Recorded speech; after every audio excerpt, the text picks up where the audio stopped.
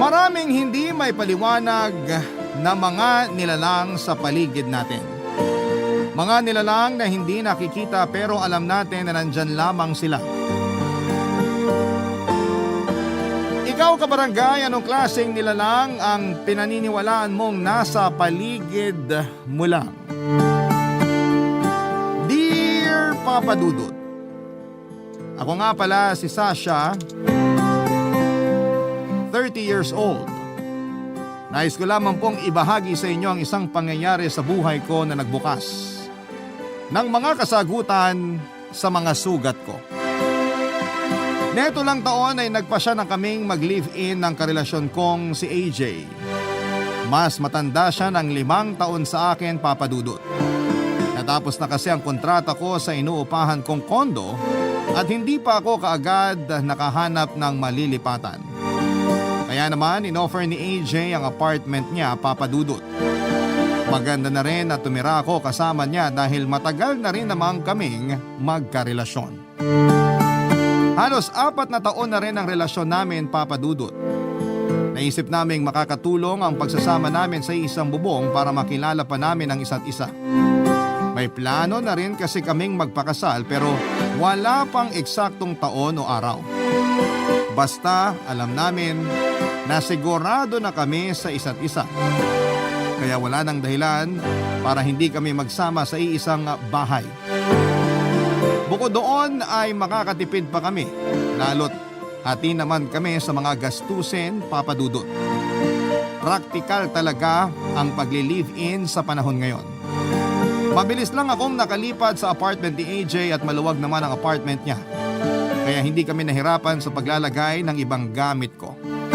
Marami na rin akong nabenta sa mga gamit ko at naging pandagdag ko yon sa ambag ko sa mga bagong gamit na pinagpaplanuhan naming bilhin. Naging masaya ang paglipat ko kay AJ, Papa Dudut. Hindi na namin kailangang planuhin kung saan bahay kami mag-overnight tuwing weekend dahil uuwi na kami sa piling ng isa't isa kasi magkasama na kami sa bahay. Marami kaming inaabangang memories sa pagsasama namin sa isang bahay, Papa Dudut. Hindi na kami makapaghintay na makapagsimula na maging magkasama na.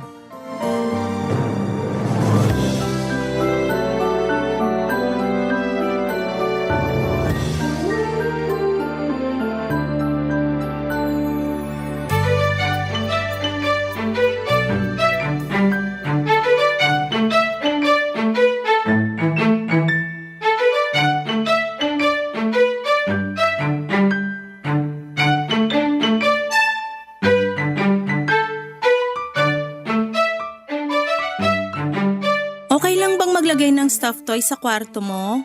Kwarto natin. At oo, kahit dinosaur pa ang ilagay mo, payag ako. Pag ako, Tinoyo, mag-uuwi talaga ako ng dinosaur dito sa bahay mo. Bahay natin. Masanay ka nang sabihin na atin tong bahay. Atin tong mga gamit dito. Hindi na lang sa akin, sa'yo na rin. Sa atin. Sa atin. Bigyan mo naman ako ng time mag-adjust. Kakalipat ko lang ngayon, di ba? Bukas dapat nakapag-adjust ka na ha. Ewan ko sa'yo. Saan ko ba pwedeng lagay itong mga kutsilyo? Sa kwarto na lang natin para may thrill. Ikaw talaga. Seryoso na, please. Saang tukador sa kusina ilalagay itong mga kutsilyo? Doon na lang sa tabi ng microwave. Ako nang bahala mag-ayos mamaya. Ilatag mo na lang doon. Unahin mo na lang itong mga damit mo na ilagay sa kwarto natin. O sige, yung isang bote ng suka at isang maliit na garapon ng rock salt dyan, pakiabot naman sa akin, dadalhin ko sa kwarto. Bakit mo sa kwarto ilalagay itong suka at asin? Mag-aadobo ka ba? Gusto mo, lagyan mo ng daon ng laurel at paminta para kompleto na. Ilalagay ko yan sa sulok ng kwarto natin. Kasi doon masarap mag-adobo? Para di tayo paglaruan ng mga elementals. Elementals? Mga lamang lupa, engkanto, duwende, kapre at iba pa. Aadoboin mo ba sila? Si AJ naman eh. Hindi kasi ako naniniwala sa mga ganyan. Never kang naka-experience o kahit nakakita man lang ng mga lamang lupa? Kamote at patatas lang yung mga lamang lupa na nakita ko. Literal na galing sa lupa. Ay, ang mga suka at rock salt ang proteksyon natin sa kanila. Kapag may makakasalamuha tayong lamang lupa na paglalaruan tayo o sasaktan. Ano yan? Ibubuhos mo sa kanila? Tapos mangangati na sila? O mangangasim? Hindi. Ilalagay mo sa bawat kanto ng bahay mo yung suka na may halong tubig. Pangpataas din yan ng vibe ng bahay. Para good vibes tayo lagi. Yung asin. Ilalagay din sa sulok para mag-absorb ng negative energy. Saka ayaw din niya ng mga lamang lupa sa pagkakaalam ko.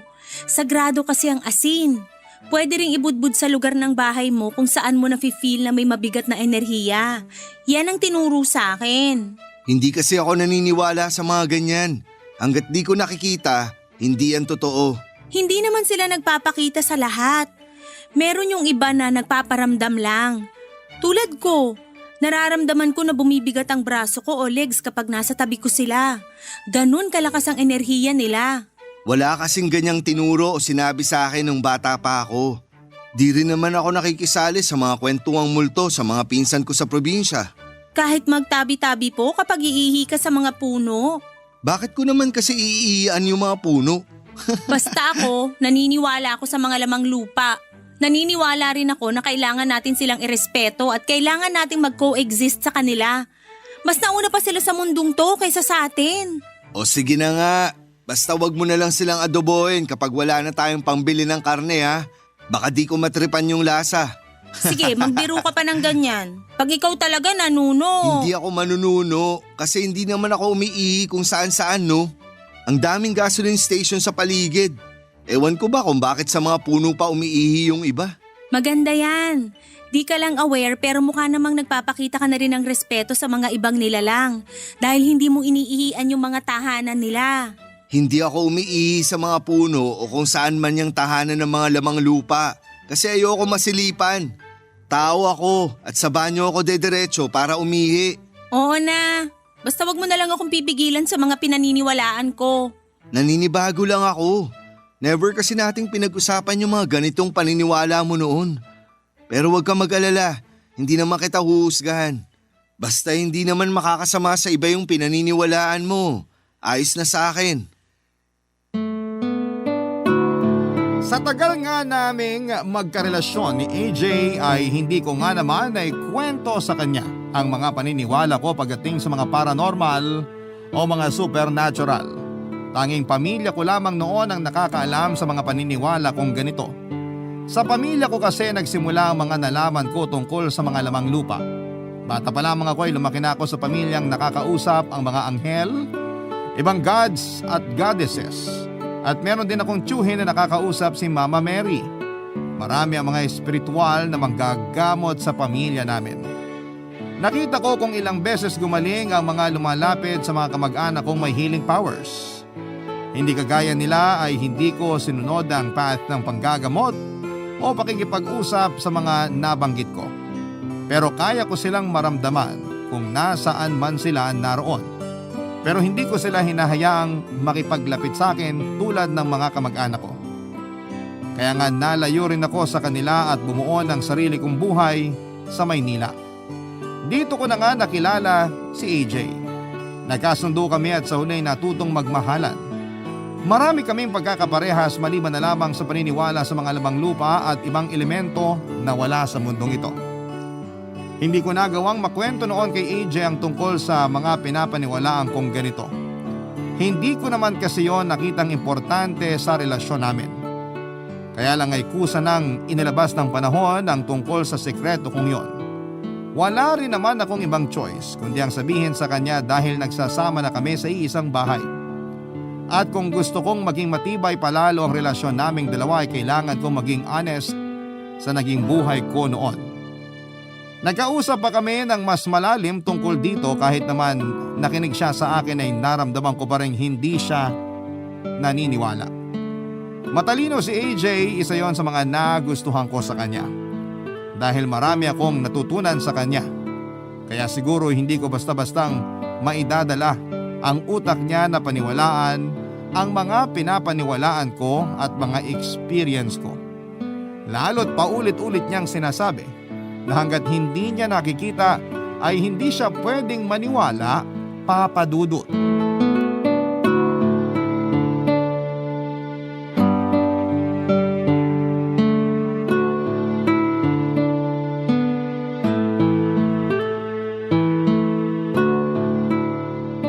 AJ, Bakit? ikaw ba yung nagbuhos ng tubig kanina sa labas? Oo, sobra rin sa pinanglaba ko. Nagsabi ka ba ng tabi-tabi po? Hindi naman ako umihi sa labas Bakit kailangan ko magtabi-tabi po? AJ naman, hindi ba napag-usapan naman na natin dati na sa tuwing magtatapon o magbubuhos ka sa labas, lalo sa malapit sa lupa o halaman, magsabi ka ng tabi-tabi po? Hindi ko naman palaging maaalala yan. Ngayon ko lang naman yan sasabihin kung sakali. O sige, papalagpasin ko yan ngayon. Mahirap na, baka may mabuhusan kang may sungay dyan sa labas. Baka kung ano pang gawin sa'yo. Wala namang gagawin sa akin kasi hindi naman ako naniniwala sa kanila. Mantra ko lagi, hanggat hindi ko pinaniniwalaan ng isang bagay, hindi yan mag-e-exist sa realidad ko.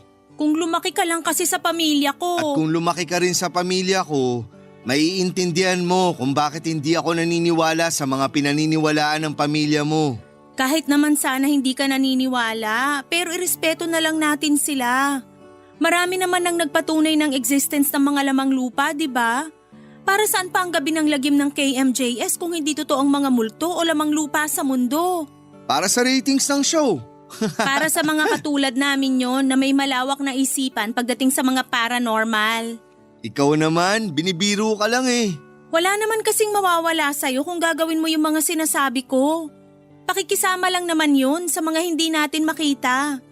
Respeto bilang sila naman ang mas nauna sa mundo natin. Oo na po, sorry na. Aalalahanin ko na yung tabi-tabi po kahit makikibanyo lang ako sa gasoline station. Okay na. Saka may isa pa akong pakiusap. Huwag mong sabihin sa akin na kailangan ko pa silang ilibre ng pagkain tuwing sahod at 13th month pay ko Gusto ko laging may tubig yung timba sa banyo. Ayoko nga sanang may timba ron. May shower naman kasi. Hindi naman para sa paliligo natin yung timba. Para yun sa nakatirang sirena ron. May water elemental sa banyo mo. Bakit ba ang dami mong nakikita rito sa apartment natin? Ang tagal ko nang nakatira rito, pero butiki lang yung nanggugulat sa akin. Kasi may portal sa likuran ng apartment na to. Portal? Lagusan ng mga iba't ibang elemento at lamang lupa. Paano ipadlock yan? AJ naman. Nai-info overload naman kasi ako sa mga sinasabi mo sa akin. Pati sirena meron sa banyo. Paano mo naman nalaman? Yung isang kaibigan kong psychic ang nagsabi. Kasi nakakapanaginip ako na para akong laging nauuhaw tapos hindi makahinga. Tapos may lumalapit sa akin tapos dumidikit. Sirena pala yun. After ko lagyan ng tubig yung timba sa banyo, nawala na yung panaginip ko na yun.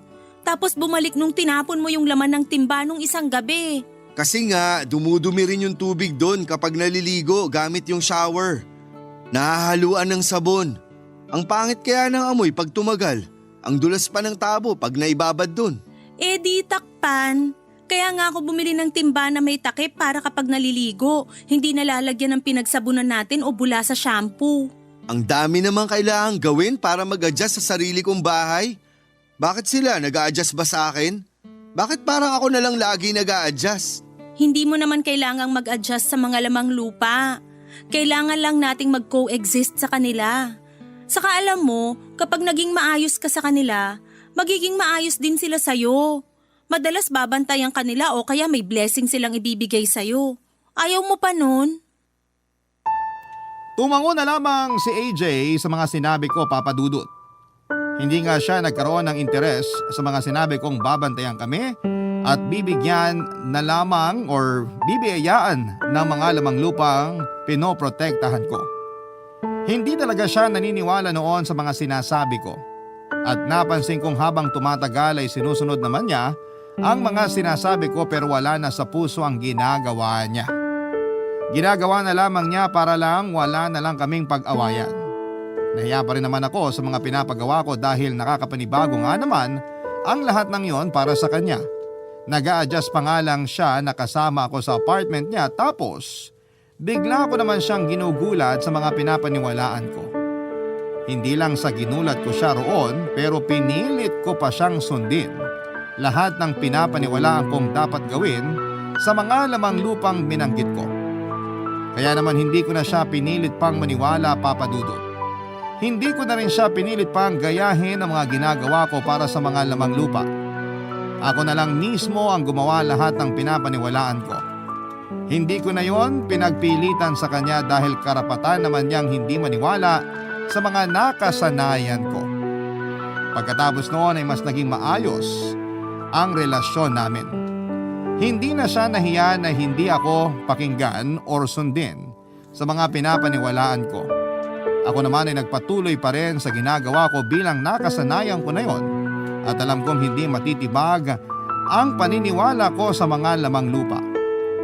Oo, at hindi pa ako nakakakita ni minsan pero ang mga mahal ko sa buhay ay may kanya-kanyang experience sa mga lamang lupang ito at may patunay sila. Nakita ko ang mga patunay na yon sa kanila at mas lalo akong naniwala dahil may kakabit na pagmamahal ang mga paniniwalang yon. Kapag nilapatan kasi ng pagmamahal ang isang paniniwala, ay hindi mo basta-bastang bibitawan ang paniniwala mo. Kahit wala pang makinig o maniwala sa iyo ay magpapatuloy ka sa paglalakad sa direksyon niyon. At magpapatuloy kang gawin ang pinapaniwalaan mo. Lalo't wala ka namang ibang nasasagasa ang ibang tao o ibang elemento, Papa Dudut. Barangay Love Stories. Barangay Love Stories. Sa pagdaan pa ng mga araw ay nasanay na kahit papaano si AJ sa mga paniniwala ko. Minsan kapag hindi naman ganon ka-hassle sa kanya ay siya na yung nagpapalit ng mga asin na nakalagay sa bawat sulok ng bahay. Once a week kasi ako kung magpalit ng asin noon dahil nakaka-absorb na yon ng mga negativity sa bahay. Sinabi naman ni AJ na gumagaan nga raw ang paligid tuwing bagong palit ang asin sa bawat sulok. Kaya siguro siya sinisipag na magpalit dahil nararamdaman na niya ang epekto noon. Ganon din ang suka, siya na rin mismo ang nagpapalit, Papa Dudut. Natuwa ako dahil may mga konti na rin siyang pinapaniwalaan sa mga sinasabi ko sa kanya. Hindi nga lang niya yon madalas na sinasabi.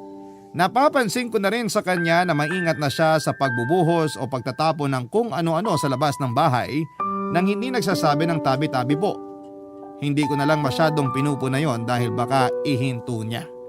Hindi ko inaakalang mahihila ko siya sa mga paniniwala ko, sa mga paniniwalang nakasanayan ko na.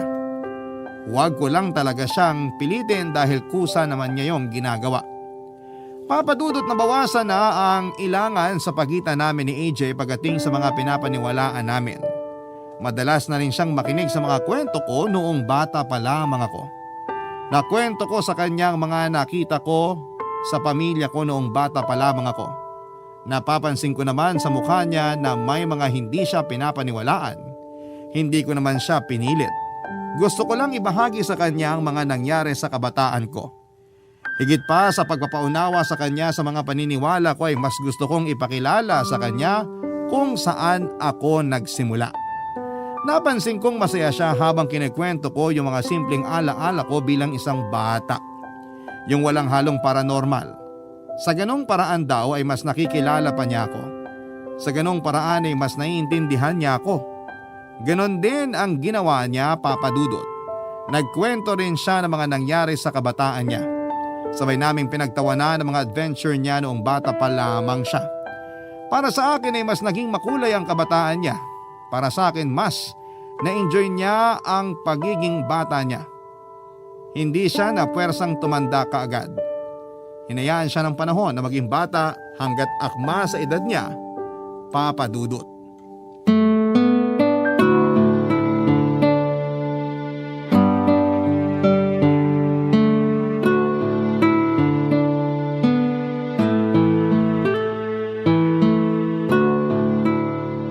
Bakit may gin dito? Ako bumili niyan. Magiinuman ba tayo mamayang gabi? Sakto, nauuaw na ako. Anong gusto mong pulutan? Longganisa o hotdog? Hindi tayo magiinuman. Para saan tong gin? Panghugas ng plato? Para sa Diyos ng mga pusa. Diyos ng mga pusa?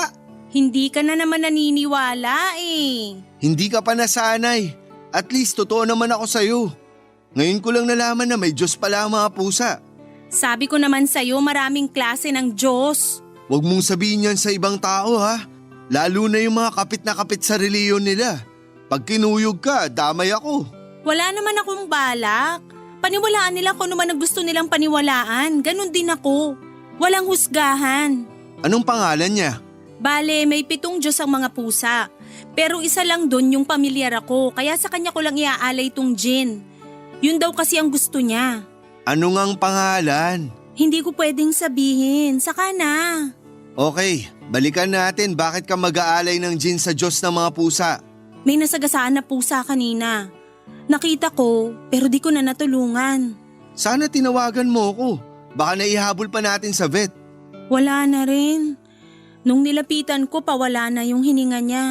So kaya ka mag-aalay ng gin para sa Diyos ng mga pusa dahil may namatay na pusa, ganon? Hindi. Alay ko yung gin para humingi ng sorry sa Diyos ng mga pusa. Ha? Ikaw ba yung nakasagasa sa pusa na yon? Hindi. Oh, bakit ikaw ang magsusorry? Kasi andun na ako nung nangyari yun. Pero wala akong nagawa. Pero hindi ikaw ang nakasagasa. Hindi ikaw ang nakapatay ng pusa. Wala kang kasalanan. Kaya hindi mo kailangang mag-alay ng gin para lang mag-sorry. Hindi mo kasi maintindihan.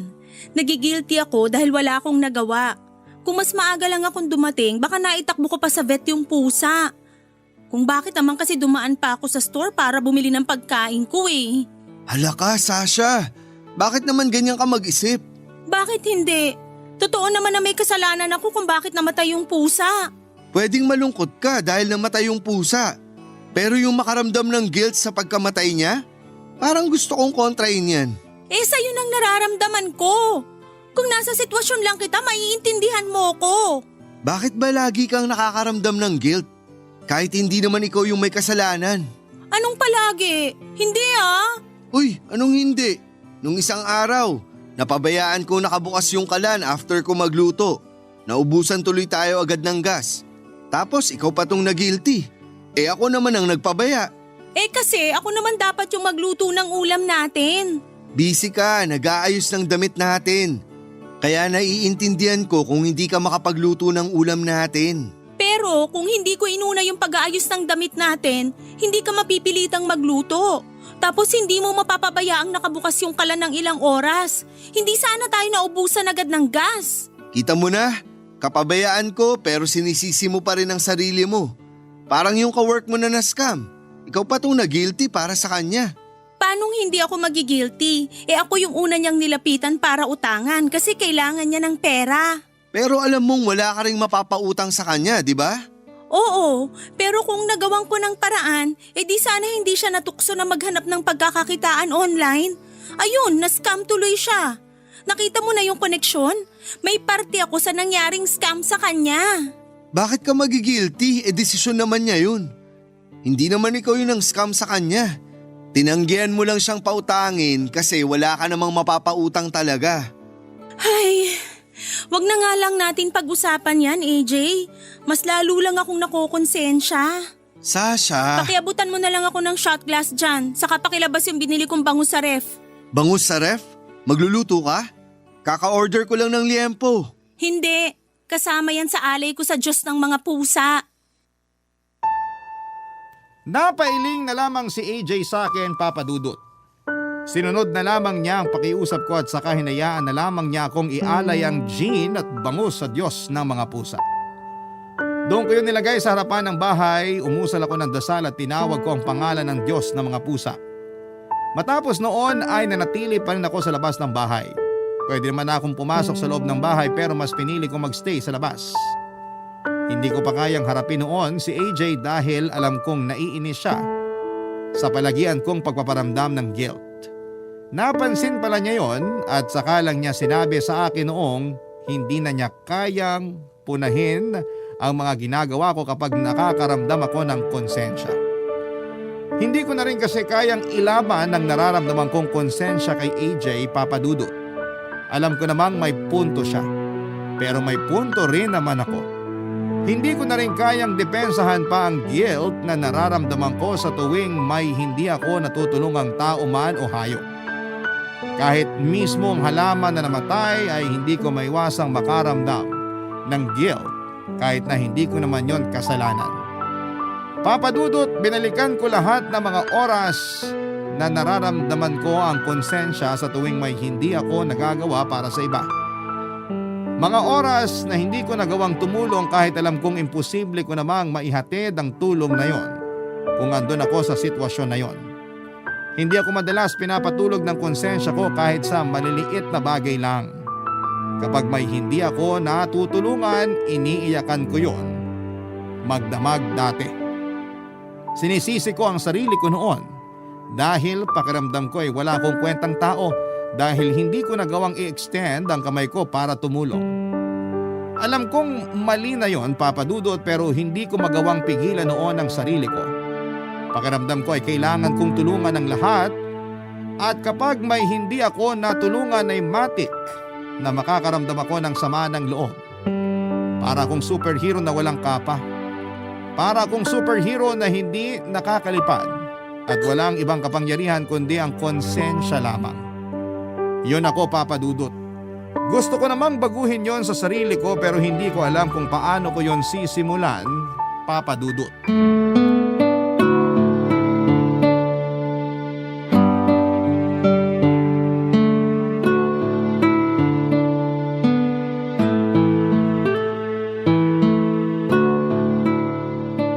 Okay ka lang? Kanina ka pa nakatulala riyan. Okay lang ako. Gusto mo bang ipagtimpla kita ng kape? Turmeric. Ay, huwag ka nang mag-abala. Ayos lang talaga. Hindi ka okay. Tumanggi ka sa turmeric eh.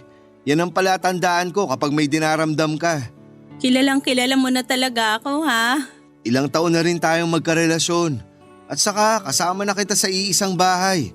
Alam ko na rin kung kailan madalas dumudumi ang pusod mo.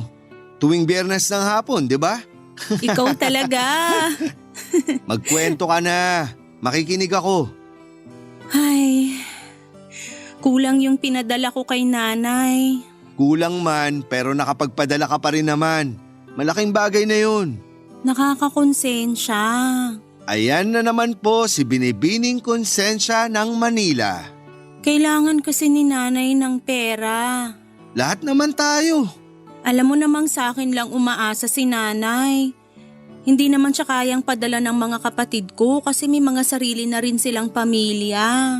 Hindi ka naman nagkulang sa nanay mo. 2 beses o minsan 3 beses ka pa sa isang buwan kung magpadala. Mas malaki pa nga pinapadala mo sa kanya kaysa sa naitatabi mo para sa sarili mo. Kasi nanay ko siya. Naiintindihan ko yun. Pero kailangan mo rin ng pera para sa sarili mo. Naghihirap kang magtrabaho tapos kahit konti di mo man lang mapakinabangan. Unfair ka naman sa sarili mo. Naaawa ko kay nanay. Wala na siyang ibang pagkakakitaan. Hindi mo naman siya pinapabayaan eh. Nasaktuhan lang ngayon na marami kang gastusin. Maiintindihan niya yun. Nagtampo nga siya kasi kailangan niya daw ng pambili ng maintenance niya at may iba pa siyang sinasabi na bibilin na hindi ko naman maintindihan kung ano. Basta alam ko gusto niya yun at kailangan niya. Kaya nakakasama ng loob na di ko siya mapagbigyan para doon. Siguro naman sa laki ng pinapadala mo sa kanya dati. May naitabi naman siya kahit papaano para magamit niya kapag may emergency. Wala rin siyang naitatabi kasi nga binibigyan din niya yung mga apo niya para pambili ng pagkain nila. Alam nga naman pabayaan niya yung mga apo niya. Pero di ba naisip ng nanay mo na mauubusan ka naman kung di siya maging masinop sa perang ibinibigay mo sa kanya? Sa maganda naman napupunta, sa maintenance niya at sa pagkain ng mga apo niya. Yung mga apo niya bigyan na lang niya kapag may espesyal na okasyon. O kaya kapag dadalaw sa kanya. May magulang naman ang mga apo niya, di ba? Bakit kailangang iasa sa nanay mo yung pagkain nila? Pinalaki kasi kaming nagtutulungan sa pamilya. Baka pinalaki ka para kumuha ng obligasyon ng iba. Anong pinupunto mo dyan? Hindi mo ba napapansin sa mga kwento mo?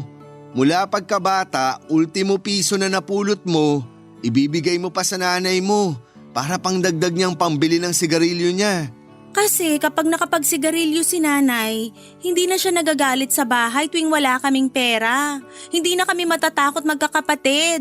Hindi niyo obligasyong pakalmahin ang nanay niyo tuwing nagagalit siya, lalo kung di niyo kasalanan. Mga bata pa lang kayo nun. Malaki ang sinakripisyo ng nanay ko para sa amin. Siya na lang ang bumuhay sa amin nung iniwang kami ni tatay. Kaya nakakasama ng loob kapag wala kaming maitulong dati sa kanya pagdating sa pera. Hindi niyo nga kasalanan kung wala kayong maitulong na pera sa nanay niyo. Mga bata pa lang kayo nun. Ilang beses ko bang sasabihin to, Sasha? Desisyon nilang binuo kayo, kaya obligasyon nilang buhayin kayo. Para sa'yo na lumaki sa maayos na pamilya, hindi mo kami maiintindihan. Hindi mo lang alam kung ilang beses kitang iniintindi sa tuwing hindi mo iniintindi ang sarili mo. Sasha naman, hindi laging puro ibang tao ang uunahin mo. Huwag ka rin laging magpapadala sa konsensya sa mga sitwasyon na wala ka namang kinalaman. Hindi na ako nakasagot pa kay AJ dahil nagmadali na siyang tumayo sa pagkakaupo at nagkulong sa kwarto. Napiko na rin siguro siya dahil sa mga inaasta ko sa sarili ko. Hindi ko naman siya masisisi. Sa pag-iisa ko noon sa sala ay saka ko na-realize na tama nga si AJ. Binalikan ko ang kabataan ko at doon ko nakita ang ugat kung bakit ako laging nakakaramdam ng konsensya sa mga hindi ko natutulungan. Laging nagwawala ang nanay ko noong bata kami kapag mahina ang kita niya sa pagtitinda.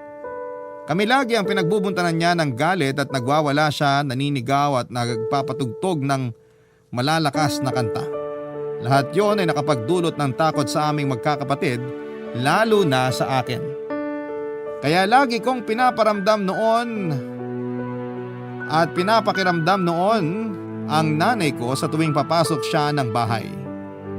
Kapag alam kong masama na ang timpla niya ay magtatago na ako noon sa banyo o sa kwarto naming magkakapatid.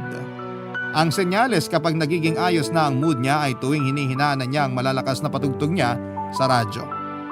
Doon pa lang kami noon lalabas sa mga pinagtataguan namin, Papa Dudut.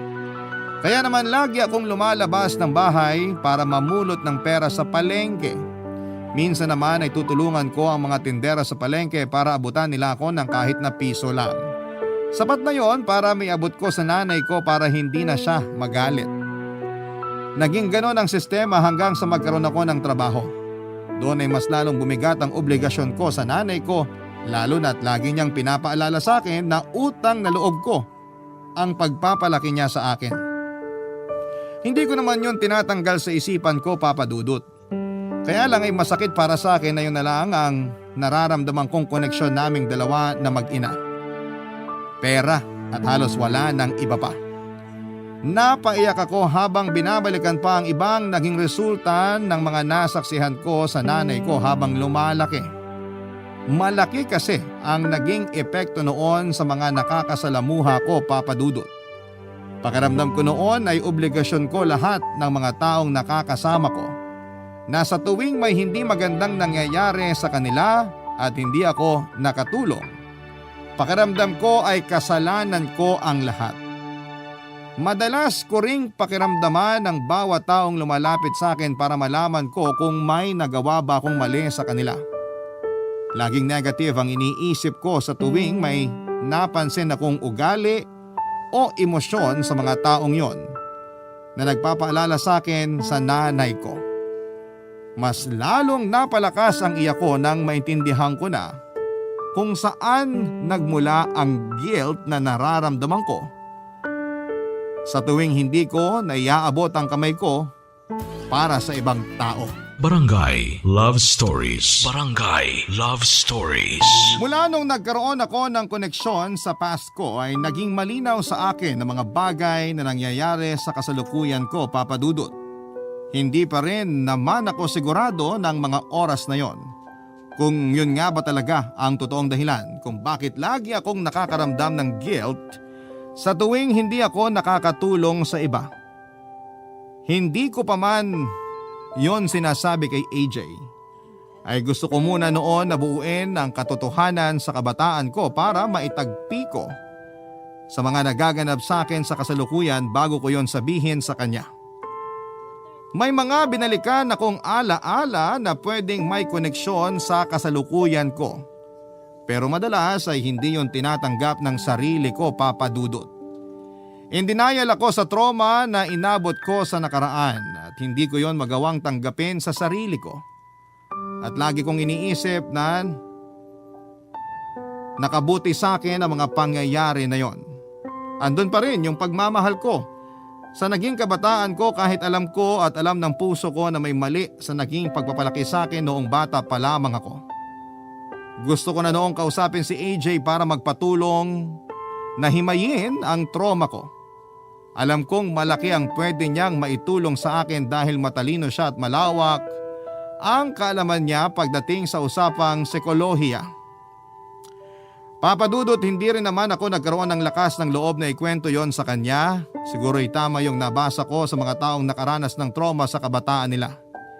Hindi yon madaling tanggapin at hanap ng paraan ang utak natin para i-deny na nangyari yon yung mga ganong trauma sa atin. Nakaharang lagi ang takot na mabuksan ang mga stuck na trauma sa ating kamalayan dahil hindi handa ang ating sarili na i-confront yon at pag-usapan. Dito na ako naging dehado dahil alam kong hindi ko talaga kayang pag-usapan ang mga hindi magagandang nangyari sa kabataan ko. Masyado po akong nabigla na meron palang trauma na naganap sa akin noong kabataan ko. Ang buong akala ko ay maayos ang kinalakhan ko dahil naalala ko ang mga masasayang tawa ko at hagikikan kasama ang mga kamag-anak ko. Pero yun pala ang pinili ng utak ko na maaalala. Sinikap ng utak ko na itago ang mga madidilim na pangyayari sa buhay ko dahil sa ganung paraan marahil ay nakikita ng utak ko na mapoproteksyonan niya ako. Kaya lang, Papa Dudut, ay kailangan ko nang mawala ang takot at kailangan ko nang kumprontahin ng mga madidilim na kaganapan sa nakaraan ko.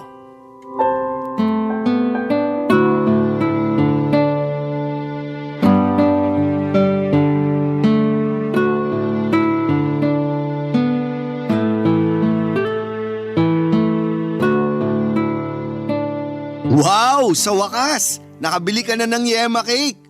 2 araw na yung cravings mo dyan ah. Oo nga, kaso isang slice lang nabili ko. Tapos ang liit pa. At least meron pa. Kaya wag kang hihingi ah. Kulang pa to sa akin. Alam ko naman. Paabot nga ako ng isang platito. Teka, bibigyan mo ako ng yema cake? Hindi para sa'yo, para sa 3 brown na imps. Anong imps? Duwende. Meron 3 brown na duwende dito sa bahay. Bantay ko sila. Parang security guard, ganun? Magkano pa sahod mo? Ayan na naman po siya. Curious lang kasi ako. Hindi ka curious. Nanghuhusga ka na naman. Hindi ah.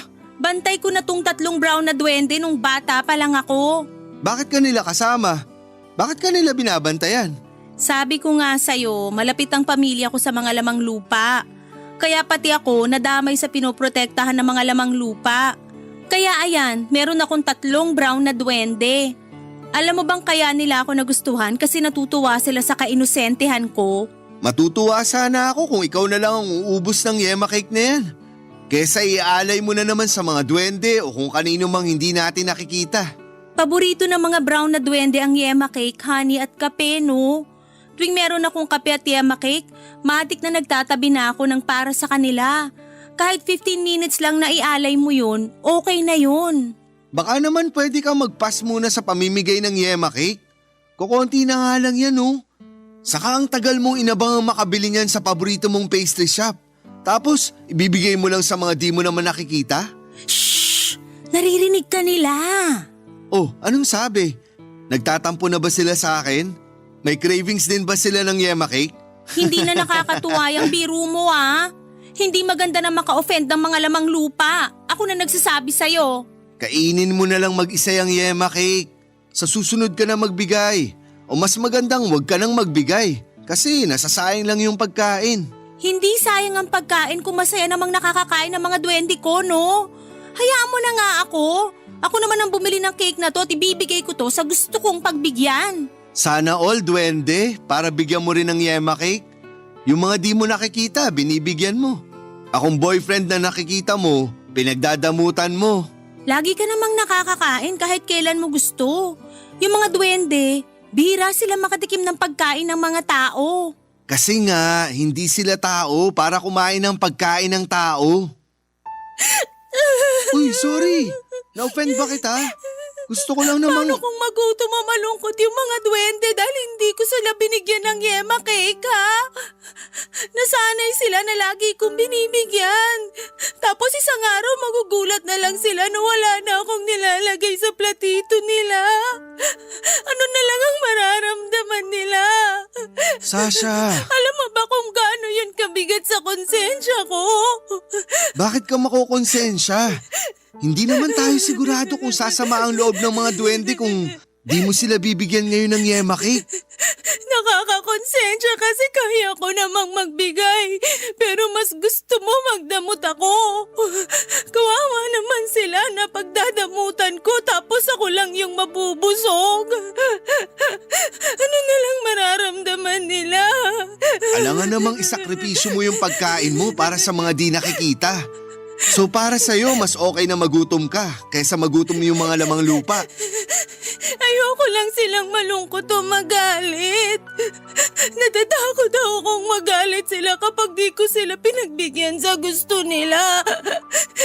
Gusto ko lang isipin yung nararamdaman nila. Masama na ba talagang unahin yung sarili kaysa sa iba? Hindi mo na ba talaga matatanggal yan sa'yo? Bakit kailangan mong makonsensya lagi kapag di ka nakakapag-abot sa iba? Bakit kailangan mo laging isipin yung mararamdaman ng iba?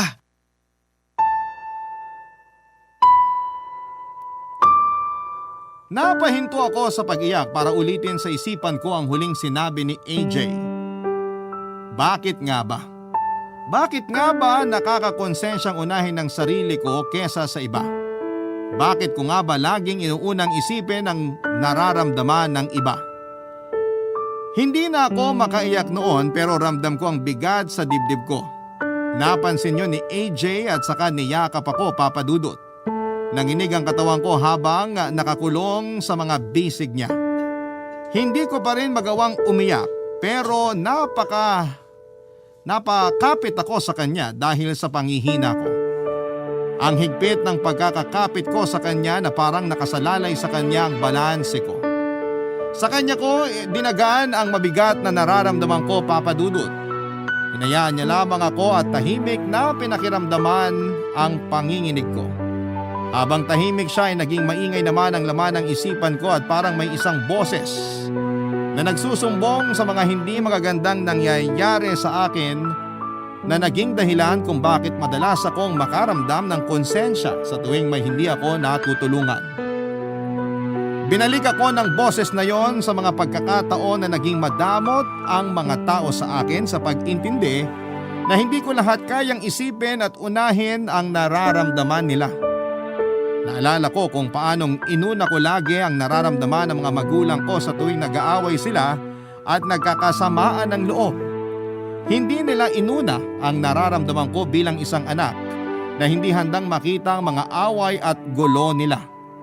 Hinayaan nila akong ma-stress, matakot, malungkot at maguluhan sa iba't ibang negative na pinapakita nila sa akin sa tuwing may problema ang mga magulang ko sa isa't isa. Hindi ko deserve na makita ang lahat ng iyon noong bata pa lamang ako. Hindi dapat ako nag-a-adjust bilang bata sa mga problema nilang pangmatanda. Nasanay ang batang ako na inuuna lagi ang nararamdaman ng ibang tao sa takot na magalit sila. Doon kasi ako sinanay ng mga magulang ko, Papa Dudut. Laging ako ang umiintindi at nag-a-adjust sa mood o problema nila. Nabitbit ko yung ugaling yon sa mga taong sumunod na nakilala ko habang lumalaki. Kinailangan ko laging pakiramdaman ng isang tao kung ano ang mood niya para ako ang mag-adjust. Lagi akong nag-a-adjust sa ibang tao sa takot na makitaan sila ng galit na kapareho ng nakikita ko sa mga magulang ko. Tinuring kong parang mga magulang ko ang lahat ng nakakasalamuha ko.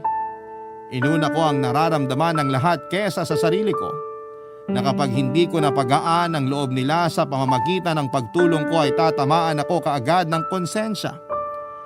Dahil bata pa lamang ako ay pinaramdam na sa akin na obligasyon ko ang ibang tao at wala akong karapatang unahin ang sarili ko.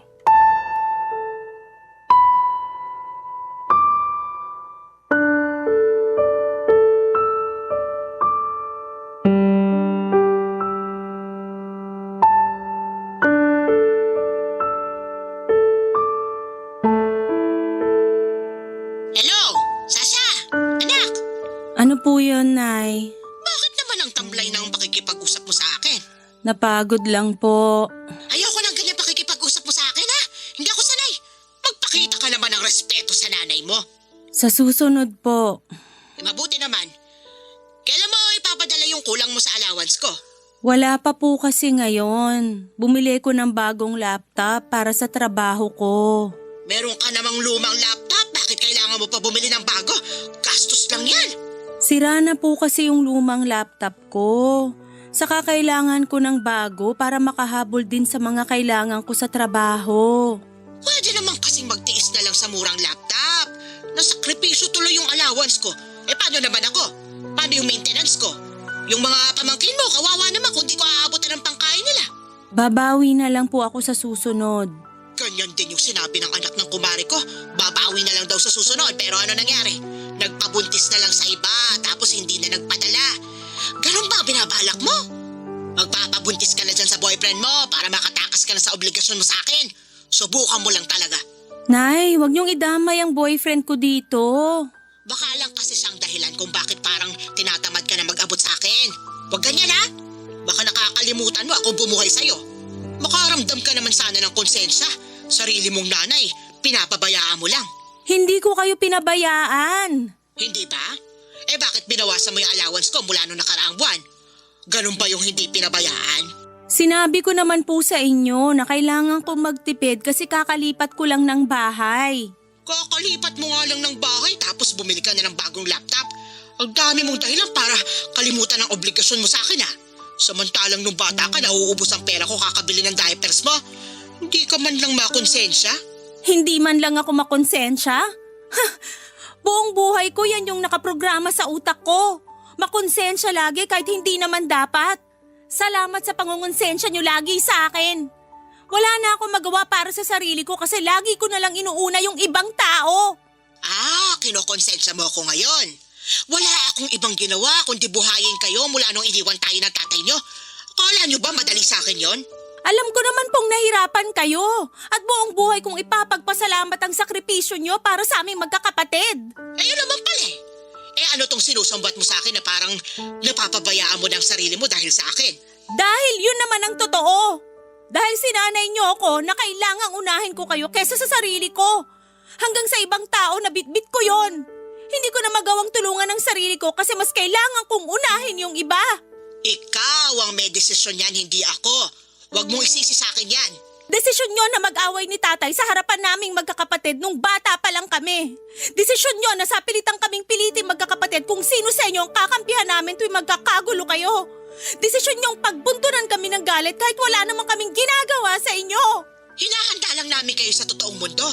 Paano kayo makakasurvive kung hindi namin ipapakita sa inyo kung gaano kapangit ang totoong mundo? Hindi namin kailangan makasurvive lang nung bata pa kami. Kailangan naming maramdaman na safe kami sa inyo ni tatay. Nakausap mo nanay mo? Oo, Kumusta? sinusubukan ko ng maging malaya sa guilt. Anong pakiramdam? May nginig, pero payapa. Sa wakas, pinakinggan na ng mga lamang lupa ang hiling ko. Ha? Sa tuwing naglalagay ako ng tubig sa timba para sa sirena sa banyo, nagtatabi-tabi po pag nagdidilig, o kaya nagsishare ng kape ko sa umaga sa mga duwende mo. Lagi kong binubulong na palakasin nila ang loob mo para humindi, para sa ikabubuti mo. Thank you ha. Pero sa tingin ko natauhan na lang din ako. Ako na tong may pakana sa paglaya ko. Masarap pala sa pakiramdam na hindi puro oo ang sagot mo sa lahat. Ayos din palang humindi para sa self-care. At hindi mo pwedeng akuin lahat ng guilt kapag may hindi ka matulungan. Tara na, Saan? ililibre ko kayo ng duwende mo ng yema cake. At mula ngayon, mineral water na yung ilalagay ko sa timba sa banyo.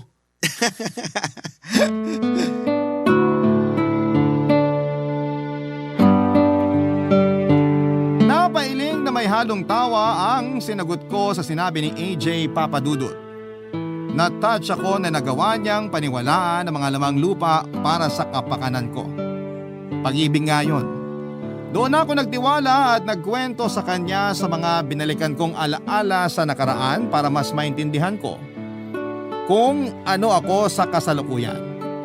Kinuwento ko kung paanong hindi naging safe ang environment na kinalakhan ko. At yun ang humugis sa kung sino ako ngayon. Hindi na ako natakot na aminin sa sarili ko ang mga trauma na inabot ko noon. Papadudot, habang unti-unti kong tinatanggap ang mga nangyari sa nakaraan ko ay parang mas lalong lumalakas ang bulong ng batang ako. Malaya nang nakwento ng batang ako o ang inner child ko ang lahat ng sinapit kong trauma noon na sinarado ng utak ko para hindi ako masaktan. Kinailangan ko lang pala ang boses na yon para muling buksan ang mga sugat ng nakaraan.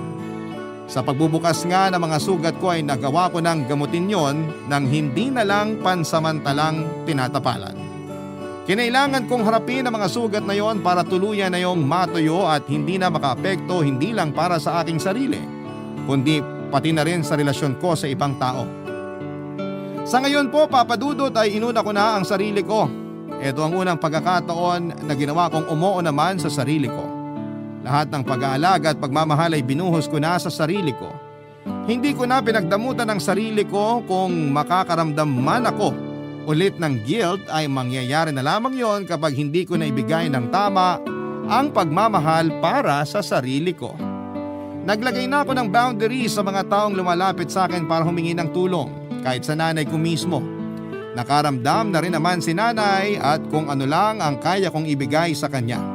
Tinanggap niya ng may halong pasasalamat kung ano lang ang kaya kong iabot sa kanya. Hindi pa rin ako nakarinig ng sorry sa kanya, pero masaya na akong bumabawi siya sa pamamagitan ng gawa. Ayos na yun sa akin, natuto na rin si nanay na tumanggap ng hindi sa akin kapag alam niyang naaabuso na ako.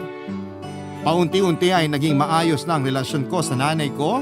Si AJ naman ang higit na natuwa sa pagbabago ko. Sinuportahan niya ang lahat ng pwede kong gawin para maghilom ang mga sugat ko. Napakaswerte ko na nakahanap ako ng kapareha na gusto akong tulungang makabangon kaysa ubusin ang mga sugat ko para sa sarili niyang kapakanan. Hanggang dito na lamang po ang aking liham, Papadudot. Buong puso ay nagpapasalamat po ako sa inyong lahat na nakinig ng aking kwento. Hanggang sa muli, ako po ang inyong kabarangay forever, Sasha.